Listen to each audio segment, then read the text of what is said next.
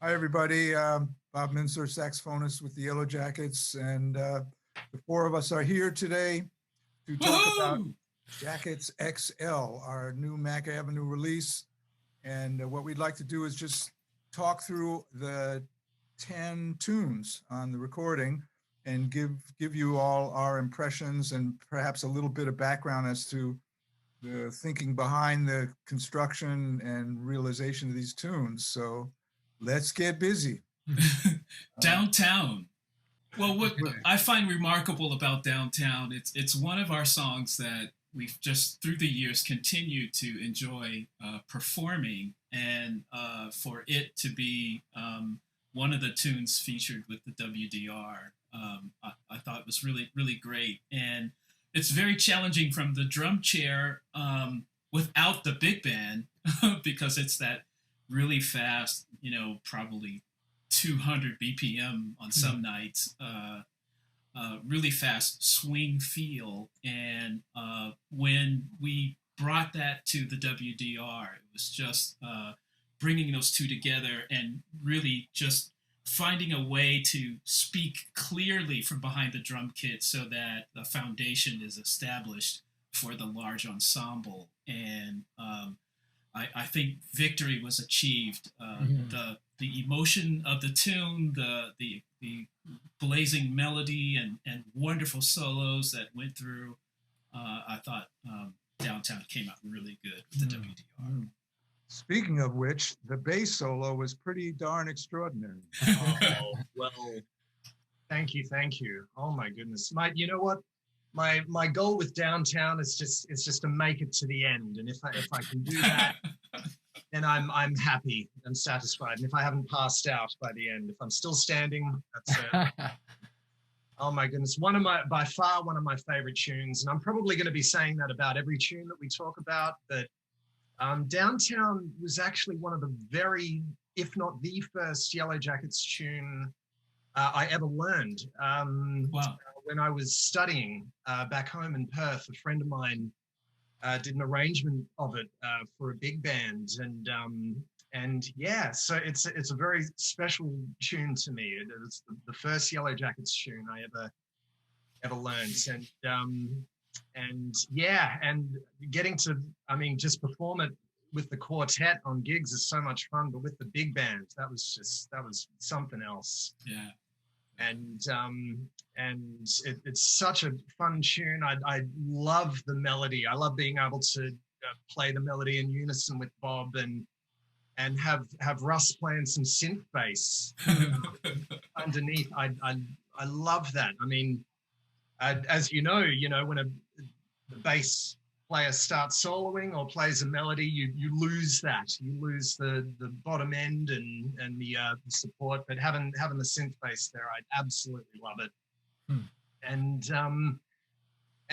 oh my goodness, as far as soloing goes on this tune, my goal is I'm just trying to make the changes and Russ, like you mentioned before, there's some certain elements that of the changes in the structure that are very similar to a lot of popular jazz standards. The bridge kind of reminds me, it's not exactly the same, but a tune like Have You Met Miss Jones, like the little transition there that it goes to. And yeah, and I'm just Hey, trying there's a little behind the scenes quote that you do on the video version in your bass solo. Can you reveal what that is? A little. Oh man, absolutely. Well, to learn how to improvise and solo over tunes like that, I've done a lot of transcribing, and dare I say it, transcribing other soloists, a ton of bass players, of course, but sax players, piano players, that's how I've been able to attempt to get my head around playing over tunes like that. But it was a little bit cheeky, and I couldn't resist it though. One album that I'd absolutely love, it's Stan Getz and Oscar Peterson trio.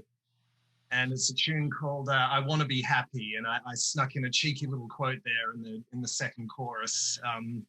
I didn't even catch it until like now. It's been like a year. And that was just a hugely influential album to me, and yeah, a little bit cheeky, but I couldn't resist. It wouldn't be a Dane Alderson solo without a quote or two. That's for sure. But so much fun, man. One of my favorite tunes. All good. Could I add one little small behind the scenes thing? And at first I want to credit the arranger on that piece and Evensong was Vince Mendoza. Bob did almost all the rest, but Vince had done that tune. And then also a little behind the scenes about the title.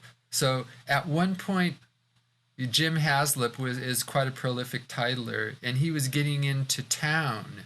So there was out of town, downtown, Cape Town, small town, Jacketown. So this is one of the suite of town tunes. Oh. Yeah. A little townitis. Little town, yeah. We all have townitis.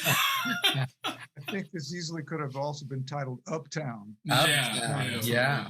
It's become Uptown, yeah. But one last comment. Just the rhythmical approach in this tune just lends itself perfectly to a big band arrangement. I mean, a lot of the hits and things that you find in this tune, it's big band writing, basically, So Amen. Perfect transition to doing it with the WDR. Yeah. Right. So, next. Dewey. Yeah. We do. What do you got, Russ? Well, this is I think Jim Haslip and myself and Will, I thought you were co-writer on this as well. Just one chord. No. and really it's homage to Miles Davis, and particularly that period around his recording Tutu, where Marcus Miller produced it, and they were starting to introduce, more hip-hop elements, contemporary groove kind of stuff. So that was the jumping off point. And the melody kind of simulating a muted trumpet or whatever. But it's since morphed from that point. And this tune, if Downtown is kind of drawing on the bebop and the jazz and the standard song form from, jazz repertoire, this one would be drawing on the more R&B and funk and that side of the band. And maybe Will and Dane, you guys could talk a little bit about the groove. How do you approach it? Sure. Those who don't know, I am from East Oakland, which was a big location for the funk style. Bands like Confunction, Sly and the Family Stone, Graham Central Station.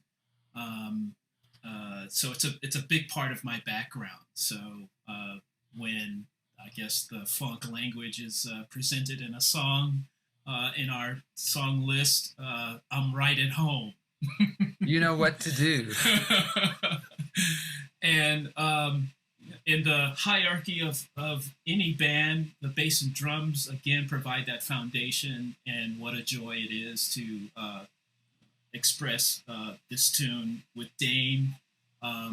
We certainly lock up the foundation and create a wonderful pulse, beat, groove, funk, all of it. And it's great finding different ways to play that quarter note pulse, accenting it in different ways, laying behind it sometimes, it just in live performance. I mean, one of the beautiful things about this band is being able to take those chances and try those subtle variations night to night. And the music really lends itself for that. And Dewey is just one of those tunes. Dane and I can, all of us together, but especially Dane and I handling the rhythm section job, really find these really cool directions to go, variations to go with the song Night to Night.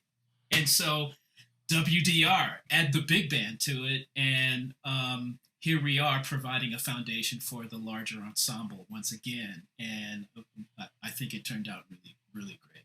Thanks, Bob, for Yeah. that arrangement. Bob, yeah, what were you thinking in the arrangement? Any Well, as we had discussed prior to starting this project, the intention from my part, at least, was to surround the band in its current iteration, the way we play now, with or a big band orchestration that supports that. There was an earlier arrangement again by Vince Mendoza of this tune, and it was a wonderful arrangement, but it was, I don't know, it was more about the arrangement and the WDR rather than the Yellowjackets supplemented with a big band horn section. So that was the approach, and It worked. I basically tried to stay out of the way with the horn writing, and just complement, support what we already do in a way that added color and some texture. Yeah. Amen. Who were the soloists on this? Oh yeah. Well, I played an Iwi solo. It's funny, on the version that wound up on the CD, I played a short Iwi solo. I think there were a couple of takes with longer ones, but it worked just fine. I mean, I have this sound on the Iwi. It's almost a little like a plucked instrument. It's sort of this weird sounding thing where I can play really low on the instrument and get this sort of gritty, grimy sounding thing. It's, I don't know, great for funk playing. Yeah. And then Ruud Bruels, the trumpet player, really just played beautifully after I did. But just one comment on this tune, something I really like about it, and I think it's something that really lends itself to conversation, is the bass line, right? It goes, ba-dee-doo, ba-dee-doo. I mean, that's pretty spacious, right? I mean, we're leaving a lot of space in there. So there's room for all of us to participate and add things, and pretty fun tune to play. That reminds me, I think Russell made a comment before about establishing your part. That this tune really lends itself to part playing, and that is the really kind of the basis of playing in this style. Is you establish your zone, play your part of the groove as the unit together, and your variations are very subtle and small, but it's so hypnotic and effective, and it just grabs you by the collar. And if you're not grooving or moving by first 8 bars, we got a problem. When the lady dances, right? Yes, that's right. Infectious tune, for sure.